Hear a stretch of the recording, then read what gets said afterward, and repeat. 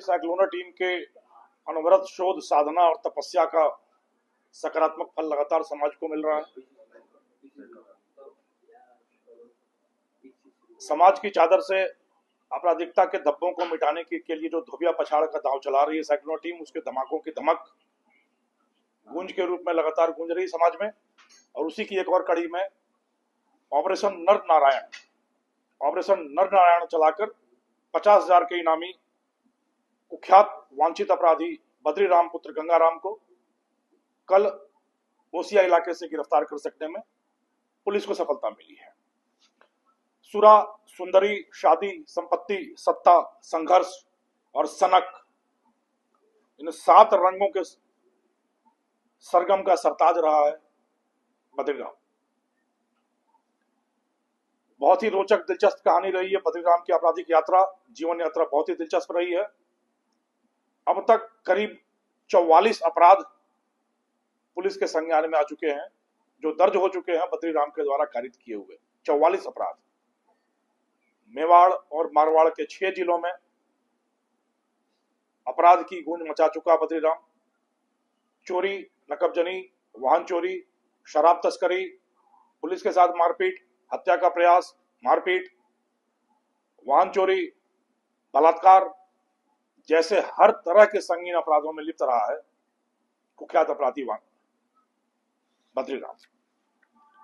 आज से 27 साल पहले अपनी आपराधिक यात्रा शुरू की बद्रीराम ने।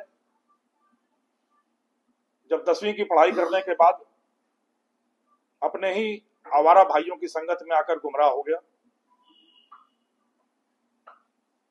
और जल्दी पैसे कमाने की धुन, परिवार को समृद्ध करने की सनक जगी। एक चचेरे बड़े भाई की शादी के लिए पहला अपराध किया, गांव के ही कोऑपरेटिव सोसाइटी में चोरी की।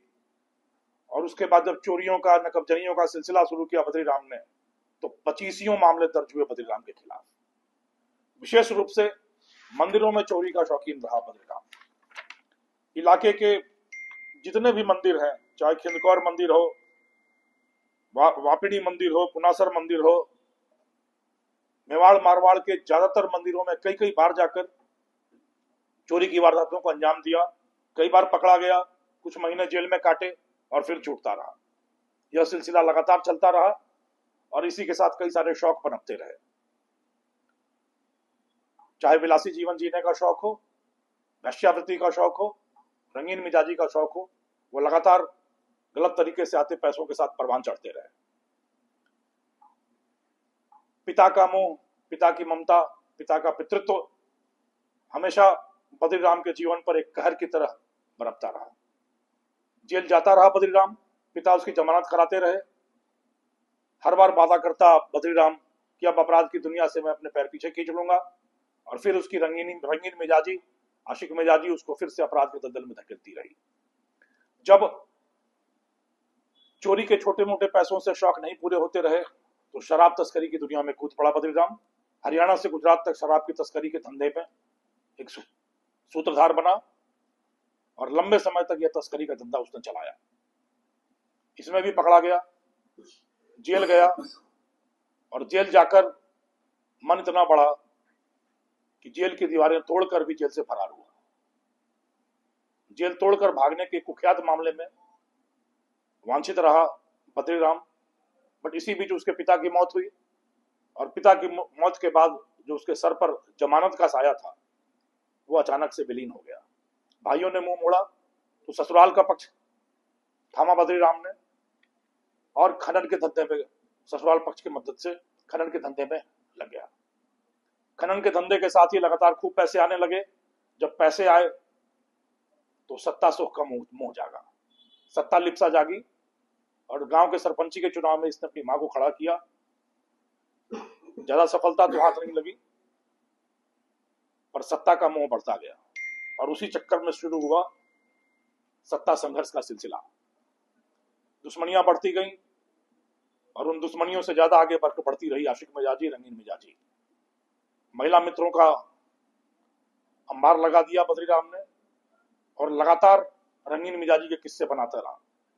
इन्हीं किस्सों की जद में बलात्कार और पॉक्सो का एक मुकदमा दर्ज हुआ 2000 2023 में, और तब से फरारी काट रहा था बद्रीराम। विडंबना देखिए कि जो आदमी मंदिर में चोरियों का शौकीन था, मंदिर में जाकर अपराध करता था, अब वो उन्हीं मंदिरों में और मठों में जाकर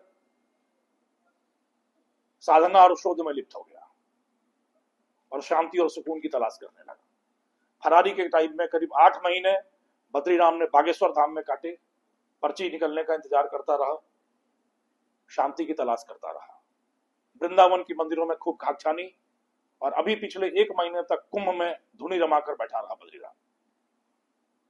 पर इस समय सारी साधना और तपस्या पर हमेशा बद्रीराम की विषय वासना भारी पड़ती रही, और हर 1-2 महीने में वो अपनी महिला मित्रों के चक्कर में जोधपुर के इलाके में आता रहा। साइक्लोनर टीम महिला मित्रों के ऊपर निगाह रखकर लगातार कोशिश करती रही। करीब 2 दिन पहले फिर एक महिला मित्र से मिलने उटाम्बर इलाके में आया।